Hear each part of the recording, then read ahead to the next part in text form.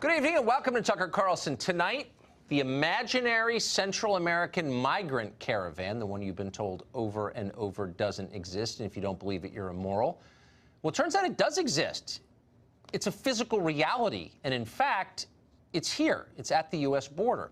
A breakaway group from the caravan has made its way to Tijuana. They didn't walk, as you were told they were doing. They were driven, and now members are climbing over the border fence there.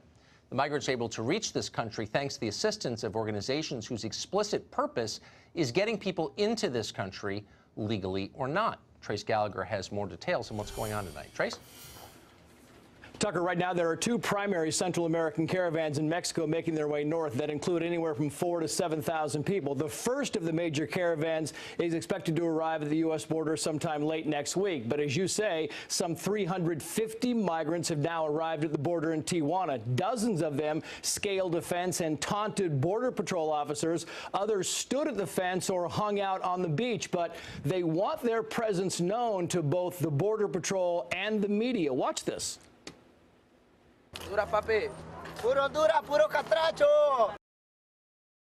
Yeah, catracho is slang for Honduran. There are reports these migrants broke from the main caravan about 4 or 5 days ago and took buses north. Impossible to tell exactly how many are from the caravan because the Border Patrol tells us Central American migrants sometimes arrive in droves every single day at the U.S. border. We certainly know that many of these migrants are being coached by groups like Pueblos Sin Fronteras or People Without Borders, a Chicago-based immigration advocacy group. In fact, even left-leaning news organizations like the LA Times and Washington Post have reported that members of Pueblos Sin Fronteras are embedded with the caravan.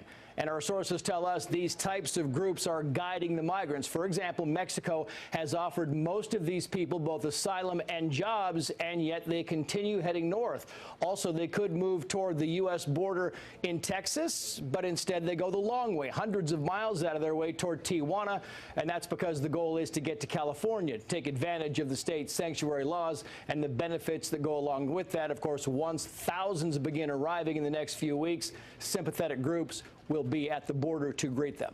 Tucker. Trace Gallagher, thanks for that update. Appreciate it. Well, the images you just saw are embarrassing and awkward for the liars you've been watching on television for the past month, the ones who've been lecturing you that the caravan doesn't exist and telling you that everything is just fine at the border. The president, along with his favorite TV network, were beating the drum on the looming so-called invasion, as they put it. The programming on the caravan was propaganda. It was political campaign-motivated propaganda. Trump is like a racist Paul Revere, you know? The migrants are coming, the migrants are coming. He keeps calling it an invasion. Yes, an invasion of strollers. He made news by ratcheting up the caravan scare talk and the troop numbers he believes are needed to meet this alleged threat. The so-called invasion, so people are streaming over the border illegally, what would you call it? I don't know. You're not allowed to call it anything, actually. This is a recurring theme on the left. Don't believe your own eyes. You're too dumb to trust your own senses. Listen to the smart kids. They know best. There's no crisis on the border. Even as hundreds of thousands of people stream into this country every year illegally, there's no illegal immigration crisis. Yeah, there are 22 million people living here illegally. It's not a crisis. It's not real. They'll tell you that on a loop endlessly until the day they retake power, at which point they'll say the crisis is real. In fact, it's so enormous, we can only solve it by granting blanket amnesty to all the people here illegally. There are 22 million, after all. What else can we do? This is a metaphor, really, for the left's entire program, which is built entirely on denying reality. They deny the reality of illegal immigration. They deny the reality of terrorism. They deny the reality of biological gender. And woe to the person who raises his hand and tries to insert reality into the conversation. They don't want that. When you have a program built entirely on denial and deception, it's not surprising you're also against free speech. You can't afford to have an honest conversation. We'd like to have an honest conversation. That's why we're speaking tonight to Brian Dean Wright. He's a Democrat and a former CIA officer, and he joins us on set. So I think there are arguments in favor of letting these people in, even illegally. That's a real position. Sure. And maybe you can make the case that it's good for America, it's good for our economy, or maybe you think it's bad for America and you want it anyway. I mean, there are all kinds of arguments. But what's not an argument is telling me that I'm a racist for acknowledging the reality of what is happening. And that's the position I'm seeing on television. You're correct. So here's where we should be starting with this conversation. Facts, which we typically don't, right? So the facts tell us that first-generation immigrants are a net drain on our economy. Second, to then eventually third-generation become net contributors.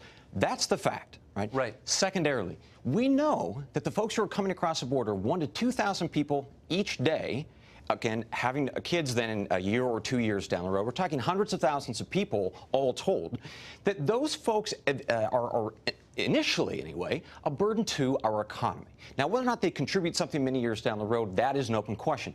We should be able to have this conversation irrespective of our party affiliation and come to a conclusion where we say, look, we need to have a thoughtful, strong border, prevent some of these folks from coming across, and if we don't, shame on us as a country.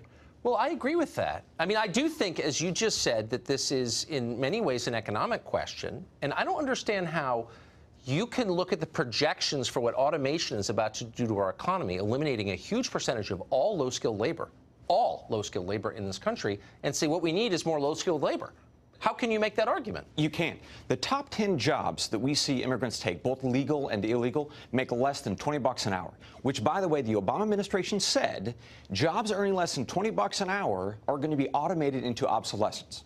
So the argument that we need an increasing number of poorly qualified, folks who don't speak English, don't have the skill sets that really we need for the coming economy, or frankly the one that's already here, that's a silly argument. It doesn't hold water. So I always want to believe the best about people and that they have honorable motives, and I think most people do have honorable motives. But if you can't even marshal an economic argument in favor of your immigration policy, I'm left believing maybe it's only about getting more votes for your party. How cynical. I don't want to be cynical. I just don't see any other rationale. Look, I appreciate the argument. I think you may be correct. There are definitely some parts of the party, make no mistake about it, they want open borders. I mean, just the other day, I think it was yesterday, in fact, Senator Gillibrand from New York was buddy-buddy with a guy, Sean McElwee, who wants to remove the border between the United States and Mexico. All right, so there is an element within this country, not just in the activist community, but in fact within the left of this nation, my own party, I hate to say, who want open borders. And that, of course, then feeds into this issue, well, not only how do we take care of them, but ultimately, who are they going to vote for? And that there is a play there that I think one could argue that this is a political play. This is about votes. So I think it's fair to have that concern and that fear. If I hear one more moron on cable news cry racism when somebody tries to have an honest conversation about what this means, I swear I'm getting rid of my television. I mean that. I don't blame you. Can't handle it. Yeah. Brian D. Wright, thank you very much. Always a pleasure. Great to see you. Well, the Florida recount continues tonight. Democrats are battling to change the results by any means necessary. That will not surprise you. The details might, though, and we have them after the break.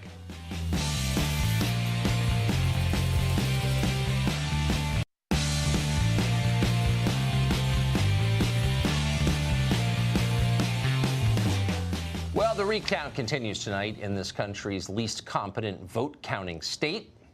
The upside of all of this Florida recount stuff, by the way, is a man named Craig Patrick. This is the third night in a row we've had him on, and we're always grateful to see him. Political editor, chief investigator for WTVT Fox in Tampa Bay. He joins us with a recap. Craig, what is happening? We have more dueling gaffes, once again focused on South Florida, predominantly Democrats. I'll start with the good news for Senator Bill Nelson. We now know that the Democratic Party did, in fact, rally his supporters to make sure they get their mail-in ballots fixed if there are problems and finalized before the deadline. The bad news for Bill Nelson is that they got their dates mixed up and they gave the wrong deadline, telling people that you've got until Thursday, November 8th, when the election was Tuesday, November 6th. And the evidence for this is leading to the work of the Democratic Party of Florida, sending out these government forms, writing in the wrong date, effectively confusing people, and leaving maybe a lot of Democrats to say, oh, Gilligan. And this is something that seems to have affected voters specifically in Broward County and 3 other counties. So stop and think about that for a moment. You have the Democratic Party apparently, 1, sabotaging conceivably Bill Nelson, 2, disenfranchising their own voters in this blunder, 3, shooting themselves in the foot, 4, trying to orchestrate this deadline rush, not knowing what the deadline was, and 5, conceivably breaking election law all in one fell swoop. This is something that the state state has sent over to the feds to investigate. We'll see how that works out. One other blunder that stands out that has risen to the surface, you have continuing woes in Palm Beach County in southeast Florida, where you have faulty voting machines. Apparently, when they get stressed, they are old, they're aged to the point where they spit out erroneous results, which is causing election managers there to recount votes that had already been recounted. We're calling them the Monty Python machines because you feed them through. It's okay, 1, 2, 5, no, 3. And with this, you have Palm Beach County now racing the clock, along with Broward County. In other news, Governor Rick Scott, under pressure to recuse himself from certifying the results of his own disputed race, has done that. He's moving on to Washington now, and Mitch McConnell introduced him as the new senator from Florida, which is premature, it is presumptuous, but it is also increasingly likely as well, because while Bill Nelson has filed all of these legal challenges, time is running out. And if you look at the math, even if Nelson prevails on every single one, which would seem to be a reach, there just does not appear to be enough ballots to get him where he needs to be, unless there is some kind of big machine malfunction, which, based on things we've seen, is not inconceivable, but we'll find out one way or the other about that, most likely by our deadline of the machine recount. It's unbelievable. Tomorrow afternoon. It's been 18 years. You'd think it'd be running like a Swiss canton by now, but it's Florida. Craig, thank you very much for that update. Appreciate it. Thank you. Rubio has been raising alarm over the state of Florida's election irregularities for quite some time, and he joins us tonight on set. Senator, thanks very much for coming on. Thanks for having me. So I know you're a senator who represents the state of Florida, and you're pro-Florida. But as objectively as you can, what is the core problem with elections in Florida? Well, actually, there isn't. I mean, 65 of 67 counties did it right. You know, Miami-Dade County is right on the border with Broward. 60% voted for Democrats in the Senate race and the governor's race. They got all their votes in on time, and then they did their recount on time.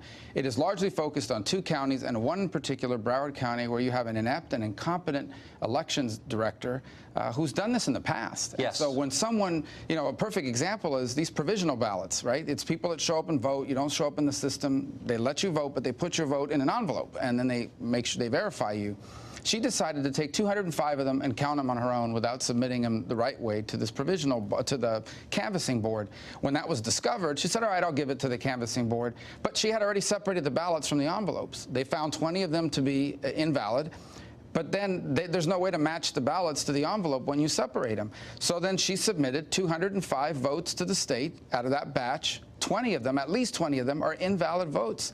Now she claims that they're not part of the count, which contradicts what her lawyer said a few days ago. So when someone that incompetent is sitting on thousands of ballots, we don't know how many they are, she's not regularly reporting them, of course we're going to be concerned about that. And of course we're going to be concerned about the reporting. And the second state of play is it's now lawyer time. Lawyers are arguing to the state, that to the judge, they're trying to get a federal judge to do 2 things. One, throw out state law when it comes to voter intent. They're going to do a manual recount in the Senate race of all the ballots that either didn't vote in the Senate race or double voted. And there's a very specific law for what voter intent is. You know, if you circle Rick Scott or Bill Nelson, that's fine, but you had to have done it throughout the ballot. Right. The machine won't read it. They want to throw out that standard and just let it be, I don't know what. Can you change the standard after the vote is That's my concern. I mean, look, if you say there's a problem with the law, that's what the legislature's there for. But to have a judge come in and announce that Florida law, after the election, we're going to change the rules in hopes of influencing the outcome, that to me is stealing the election. And then they also want to force them to count every mail ballot, even the ones in which the signature didn't match the signature on file for the voter. These are the 2 fundamental arguments before federal court. Just to stop you, is that the requirement that the signature has to match? Yeah, so if that's the existing requirement, how can they argue it's no longer the requirement? Because they're saying it's an arbitrary standard, and who's making the decision? But that was a standard on Election Day, right? Correct. And I think that's what I'm hoping a reasonable judge, no matter how activist it might be, would argue, that's a good point. You should have raised it before the election, and that's something for the legislature to fix. But we're not going to change the rules of the election after the election to influence the outcome, because if you do it, it's stealing an election. Amazing. So I want to ask you about the question of nationalism. The president described himself as a nationalist recently. He was attacked by the leader of France for doing that. You recently published a Wall Street Journal op-ed defending the idea of nationalism. Yeah. Why is nationalism a necessary concept in modern America? Well, American nationalism. Of course. What is our identity? Our identity is not a common race, ethnicity. Right. In fact, America is a de facto rejection of that. It is fundamentally premised on this notion. We are all children of God. We are born with God. We are all created equal by our Creator, and we are given equal rights to life, liberty, and to pursue happiness. That is our national identity. It is deeply rooted in morals and in values. It, in fact, explains everything this nation has done internationally and domestically. We should be proud of that identity. We should defend that national identity. Number two, I think most of the viewers watching this program would be shocked to think that my job is to represent Belgium, or my job is to represent, I have nothing against Belgium. I always pick on Belgium or Luxembourg. They have their own system of government. That doesn't mean I need to be hostile towards them. Right. And it may be in our national interest to work with them. I think NATO was in our national interest and is. I think a lot of our alliances are built on that. And in fact, our national identity as a nation that believes in the equality of all people is what has caused us to defend democracy and feed hungry people all over the world. We should be proud of that. But as a government leader, my fundamental obligation, first and foremost, is to work on behalf of the American people. And most of the time, if not all the time, we can do that without hurting other people around the world. It's hard to know what the argument against what you just said might be. Why would people object? No, sincerely, because it's important to understand what the objections are. What do you think they could be? Well, there are two. One is they ascribe to nationalism, sort of the nationalism of the Nazis or somebody else. That's ethnic and racial nationalism. I'm not talking about ethnic nationalism. Of course not. I'm talking about a national identity that actually is completely irrelevant to your ethnicity. In fact, you don't even have to be born here. If you come here legally, you can be a U.S. citizen. It's one of the great things about America. Some of the people who love America are the most are the people who are Americans by choice. Because they know what life is like in another country. Then there's another school of thought that, no, we are citizens of the international community, and we have obligations to the rest of the world, which I would agree within the confines of our national interest. In fact, I've always argued that the best thing for the world is a strong and prosperous America, because our values infuse our decision-making and so much of what we do. So there are people that actually, I think that's what Macron was arguing, and that is that France's obligations, under him anyways, are not just to the French people, but to this sort of amorphous international community, which I'm not against. I've defended international organizations so long as they are in the national interest of the United States. Because that's the country you represent. Yeah, I mean, I swore an allegiance to the oath. I swore an oath to the Constitution of the United States. I work for the American people, and I believe I can do so while still being strong allies of Japan, strong allies of Great Britain, strong allies of our countries around, all these countries around the world, especially when our interests intersect. I think this is a vital conversation, and I'm glad that we're having it, and I'm glad you're articulating it so clearly. Thank you, Senator. Thank you for having me. Well, there's a battle over free speech going on in Washington right now. Good. We're for free speech. The question is, are the people who claim they're defending free speech actually defenders of speech? Hashtag Basta, whatever that means. Well, anyway, we'll investigate the assault on free speech after the break.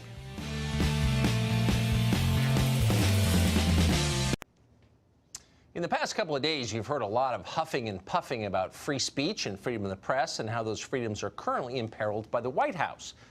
And to be clear, we are for free speech, unfettered, absolute free speech, the kind of speech guaranteed by the First Amendment and ratified consistently by the Supreme Court. We've defended that kind of free speech almost every night here for the past 2 years. Many others, mostly on the left, have attacked speech. So we know who's for free speech and who's against it, and we cannot help but notice that some of free speech's greatest enemies are now posing as its defenders all of a sudden. Take CNN, for example. It was CNN that almost single-handedly led the campaign to have broadcaster Alex Jones banished from the internet on the grounds that they didn't like what Jones had to say. Ultimately, CNN succeeded in doing that. The network convinced every major tech platform to ban Jones and his outlet, InfoWars. You don't have to like Alex Jones to see that as a terrifying loss for free speech, because it was exactly that. But CNN was not done trying to silence its critics. Last year, the cable network threatened an anonymous Reddit user for creating an anti-CNN meme. CNN threatened to expose his identity and ruin his life if it ever was criticized by him again. Now, CNN is claiming to defend free speech, only when it's their speech. You'll notice, by the way, that CNN did not object when the government threatened to imprison employees of the cable channel RT if they didn't register as foreign agents. Yes, RT is owned by a foreign government. So is the BBC. Until last year, much of the New York Times was owned by a foreign national. This is true of other news organizations, none of which has ever registered as a foreign agent. But because RT is owned by Russia, which the left believes got Donald Trump elected, it is fine with CNN if they are bullied and silenced. So call CNN what you will, but don't pretend they are defenders of the First Amendment. They are not. Victor Davis Hanson is a fellow at the Hoover Institution and a close watcher of all as he joins us tonight. So I just want to be clear, we're always for free speech, especially speech that's offensive, even by obnoxious White House correspondents. But to see a channel that has lobbied against the right of others to say what they think is true to all of a sudden emerge as this defender of the First Amendment is nauseating.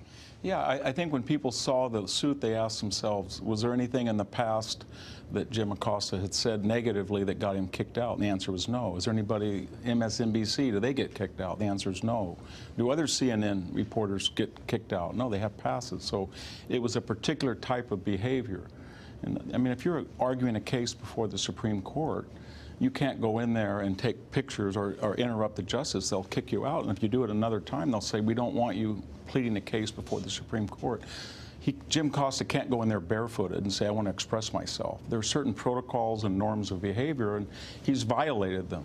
That's one issue. And then it's not, this is sort of a psychodrama, Tucker. I mean, we remember that the prior administration monitored 20 AP reporters, and Fox's own James Rosen. Nobody filed a suit on behalf of James Rosen from CNN and said, my God, we only learned in 2013 that 3 years ago the man was being surveilled by the Attorney General. This is a violation of press freedom. We didn't hear that. And you're not hearing CNN say anything about the voices being silenced now online by the big tech companies because they have unfashionable views. Can you, as a philosophical matter, support free speech in some cases but not in others? No, I don't think you can. And then we get to another, if we want to talk about ethics and the protocols of the White House, CNN, 93% of their coverage, according to Shorenstein, is biased. And Trump had no problem with that. He has no problem when a CNN host, Kathy Griffin, holds a decapitated facsimile of his head. They have no problem when Anderson Cooper uses obscenity, or Reza Aslan says he's a piece of crap, or people that are guests and panelists say that he's a Russian asset or agent, or they invoke the Holocaust for comparison, or people say that he's radicalized more people than ISIS, remember that? And they have these stories they keep running, you know, that Scaramucci is involved with a Russian hedge fund, false, that Trump knew in advance of the Russian meeting, that Donald Trump Jr. had access to the WikiLeaks. I remember when CNN was just explaining to us, as a matter of fact, that James Comey, within a matter of hours, was going to go into a congressional testimony and swear that Donald Trump had mischaracterized their private meeting about whether he was subject to process. Wait, this doesn't make sense, though, because it was all false. CNN has argued that others should lose their voice, should be silenced because they're, quote, conspiracy theorists. But you're listing conspiracy theories that they have promulgated on their air. Yeah, and they're also arguing that their type of behavior should not be subject to public scrutiny. Only Donald Trump's good. Protocol, manners, politeness. And that's what Trump's argument is. It's not the content, it's not the prejudice, it's not the unprofessionalism in the past. It's this particular time you went over the edge and you disrupted, you were rude, you took over an optional press conference. There's nothing in the Constitution that says he has to have a press conference. I can remember President Reagan saying, I can't hear you. And when somebody yells to Donald Trump, he runs over and talks. So it's not only hypocritical on their fact, but it's a journalistic organization that has violated the ethos of reporting and journalism, then calling the kettle black and saying, you can't do this. This is against White House protocol. It's a shame to see a buffoon elevated to martyr status. But look, now that CNN's on the side of free speech, I'm sure they will be advocating for the right of all people to say what they think. They could have sued in 2013 on behalf of Fox and the AP. Victor Davis Hanson, a man with a long memory, and we appreciate that. Thank you. Thank you. Well, there used to be dozens of pro-Second Amendment Democrats in the Congress. There aren't anymore. Now the party is increasingly calling for disarming the public. Does the public want that? That's next.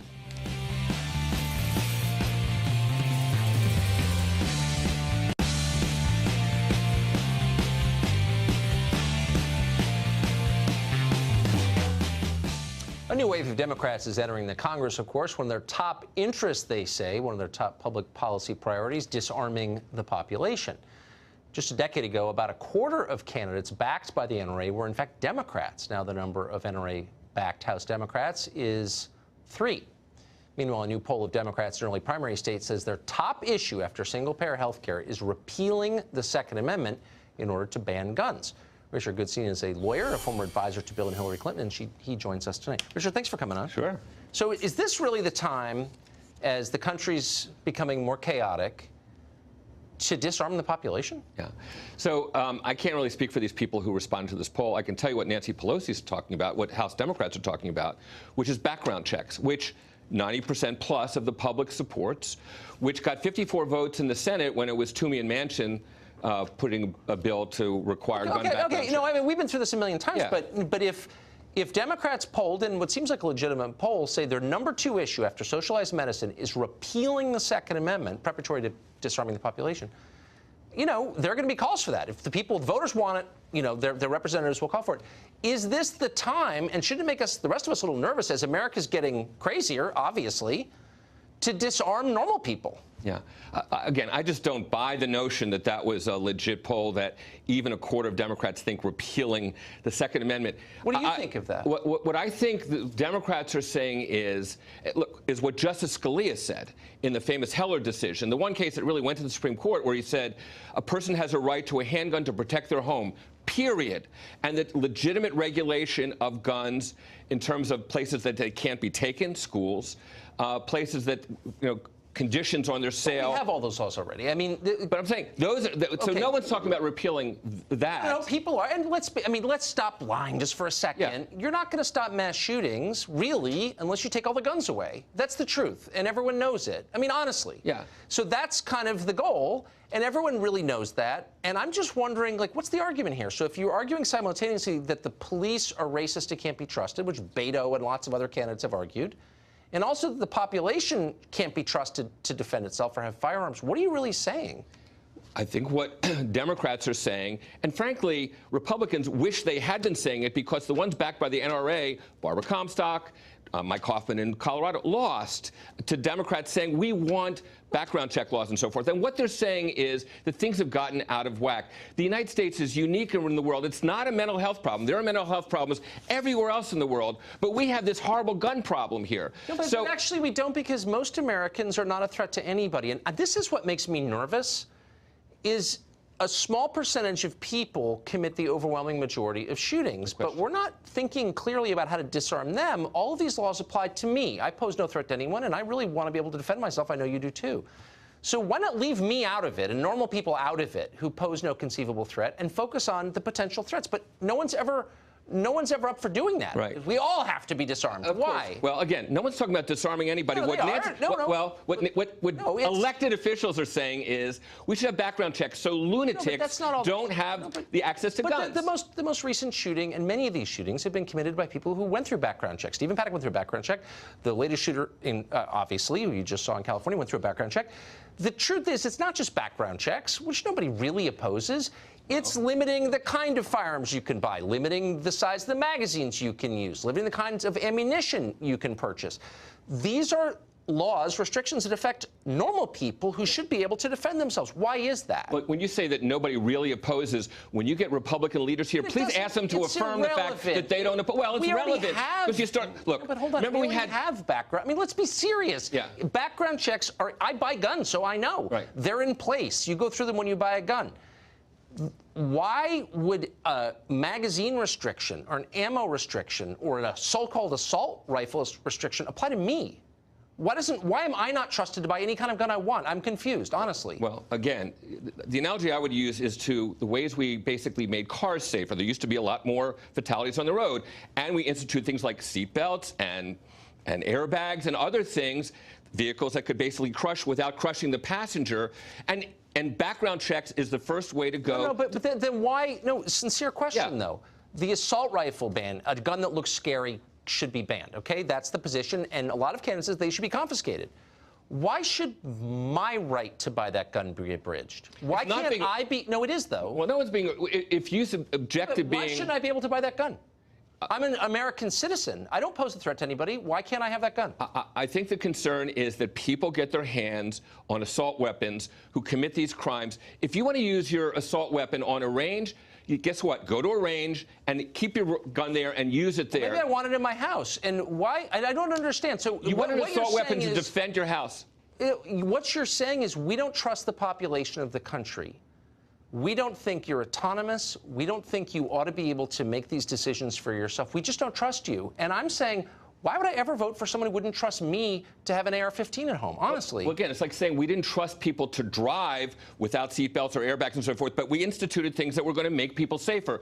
What we're saying is that... but you don't use a car to defend yourself. And you do use a firearm to defend yourself. And why wouldn't you trust... People. No. Why wouldn't you trust? There are 330 million people in the country. Hundreds of millions of them pose no conceivable threat to anybody. Right. So why can't we think of a law that spares them these regulations? Is anybody even trying to think of that? Of course they are. But really? Who? Well, but again, we're taking it step by step. We're taking it step by step. Yes, we and listen, are. And ask any suburban mother. That's the problem politically, is that these people that you lost last time are going to be lost because they don't want more guns in school. The left is making this country chaotic and scary. Yeah.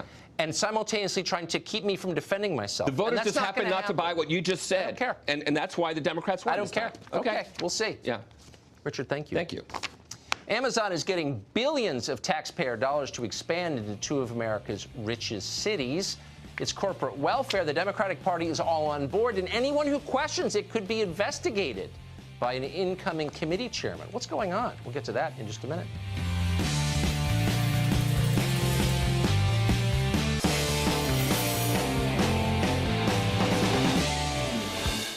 Well, Florida isn't the only state with a high-stakes recount in progress. Just to the north, in Georgia, Democrat Stacey Abrams has refused to concede in the governor's race. Legal challenges are flying everywhere. Democratic Senator Sherrod Brown says that if Abrams is not declared the winner, then almost by definition, Republicans, quote, stole the race. Lisa Booth of Independent Women's Voice has been following this for us. Hi, she joins us Tucker. now with an update. Hey, Lisa. Well, and Hillary Clinton is also saying that if it's not a fair race if Stacey Abrams doesn't win, that somehow this race is not fair. Mind you, Brian Kemp is up by 55,000 votes, and Stacey Abrams would need 18,000 to force a runoff and 16,000 to force a recount. There is only one county that has not certified the results of the election. That's Gwinnett County. 158 out of the 159 counties have certified the results of the election. So she is not going to find those numbers. She is not going to be governor of Georgia, yet she refuses to concede. And now we have Democrats like Sherrod Brown and Hillary Clinton making up excuses and saying that somehow there's voter suppression or something is awry if Stacey Abrams does not win this election. So, I mean, presumably the goal is to infuriate Democrats in the state of Florida sufficient that they come out to vote in 2020. I mean, I got to be thinking long term, right? Yeah, I think Stacey Abrams is actually looking ahead at 2020, a possible run against Senator Perdue. So I think that's why she's trying to hang in there. But it's sort of ridiculous to have Hillary Clinton be saying this, because you essentially have two losers being sore losers with Hillary Clinton and Stacey Abrams. Of course, we know Hillary Clinton still refuses to accept the results of the 2016 election, and that voters just weren't that into her, didn't want her, didn't elect her, and it's Russia's fault and everyone else's fault. I mean, she literally wrote a book blaming everything else but herself for her own election loss. So it looks like the Democrats are the sore losers and refuse to accept the results of the election. Amazing. I don't think there's a substantive case they're making, it doesn't sound like. Lisa Booth, thank you for that update. And all Thank you, Tucker. Appreciate it.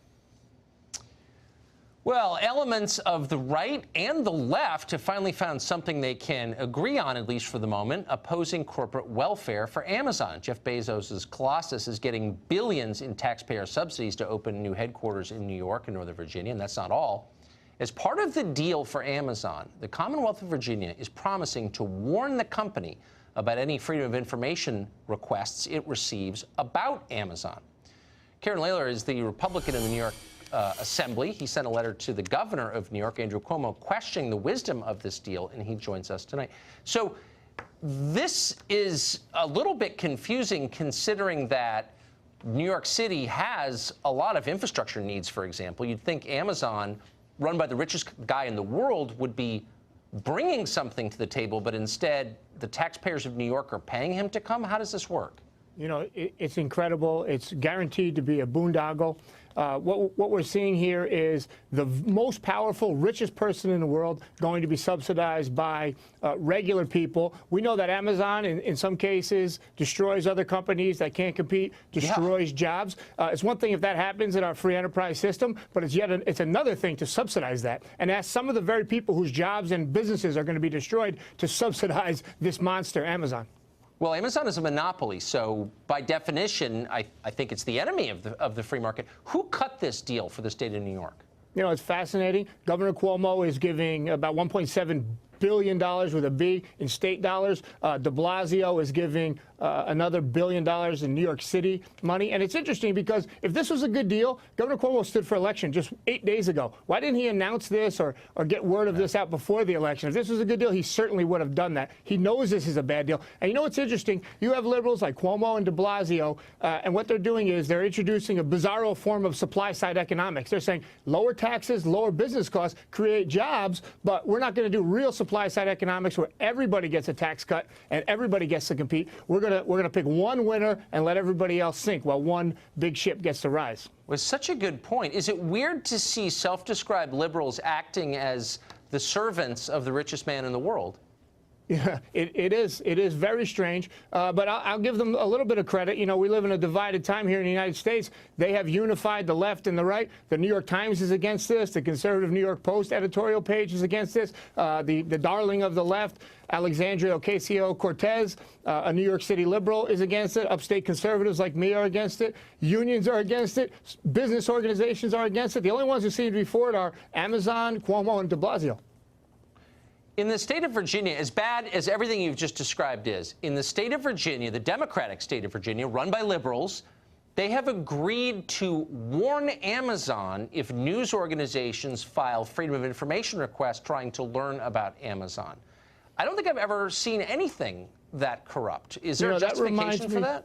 That reminds me of the Gilded Age, where some of the companies have become more powerful than the United States government. That's scary stuff right there. But I'll give Virginia one thing. They're getting the same number of promised jobs, and they're paying 1/3 the price. We're paying over $1.5 billion for about 25,000 jobs from New York State. Virginia's paying $500 million. They're getting the same number of jobs. That was one of my top questions for Governor Cuomo in my letter today. I'd love to see the answer to that.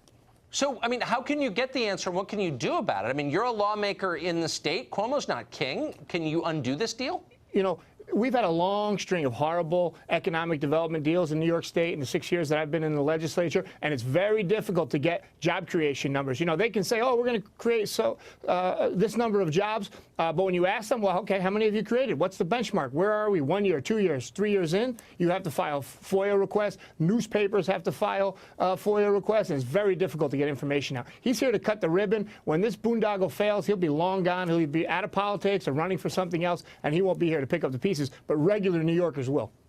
You got to wonder, too, about the location of this deal. So people who visit New York think it's a very rich place because New York City is the financial capital of the world. But upstate New York, parts of it have a lot of poverty, real poverty. Americans suffering, no jobs, high drug abuse. I mean, you're very aware of it. It's dying. It's dying. So it's dying. That's exactly right. It's a beautiful place with great people, and it's dying. But Amazon did not choose to help revitalize that part of the state, but they moved to the richest part of the state. What does that tell you? You know, and I don't want to say $25,000 or ever a drop in the bucket, but if it could be a drop in the bucket, New York City, the metropolis of New York City, is a drop in the bucket. If you situated this facility in the middle of central New York or the northern part of the Hudson Valley, you would save an entire region. You would revitalize an entire region and save, you know, what was once a thriving part of our manufacturing base. But to put it here in New York City, here's a point I also would like Governor Cuomo to answer. How do you know they weren't coming anyway? New York City is the media capital. It's the financial capital. It has one of the most educated, dynamic workforces. Wouldn't they be coming here anyway? I mean, they're not going to go to Peoria, right? They're going to come to New York City. So did we just get played? And another thing, the headquarters was supposed to be 1 second headquarters. Then it got put to 2 second headquarters, one in Virginia, one in New York. I'd like to know, did Cuomo reduce his bid when the headquarters got split in 2? I hope Cuomo, you find out. If you find out the trying. answer to that, come back, Assemblyman, because we want to know. Thank you. I will. All right.